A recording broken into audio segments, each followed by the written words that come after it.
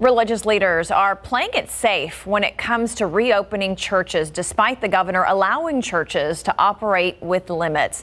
The Archdiocese of San Antonio had planned to wait until mid-May to hold Mass or reevaluate the conditions. Meanwhile, pastors at large churches say they're not in a rush to hold large gatherings either. The Night Team's Patty Santos reports.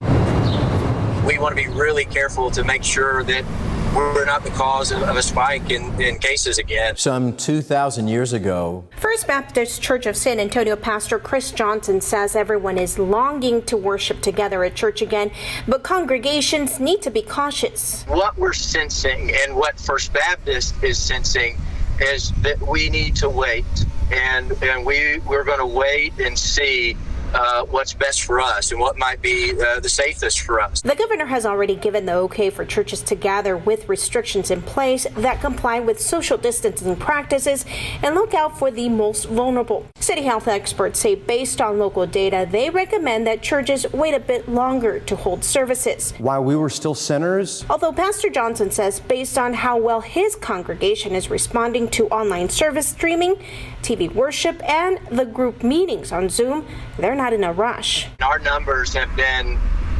doubling. I mean, they've been astronomical. And so we're just, we're praising the Lord for that. We're grateful that we've been able to minister in that way. Pastor Johnson says he's been in touch with about 40 different pastors from around the city, and while he can't speak on their behalf, he says it sounds like a lot of them are also choosing to play it safe. Pastor Johnson says his church will wait at least 2 weeks to track any possible spikes in cases as the state and cities reopen once again. There's no one answer for all of us. I mean, we're going to try to collaborate, but different size churches and churches that are doing different things, you know, we're going to be on different timetables, and we're going to do the best to serve one another and serve the city with grace. Patty Santos, KSAT 12 News.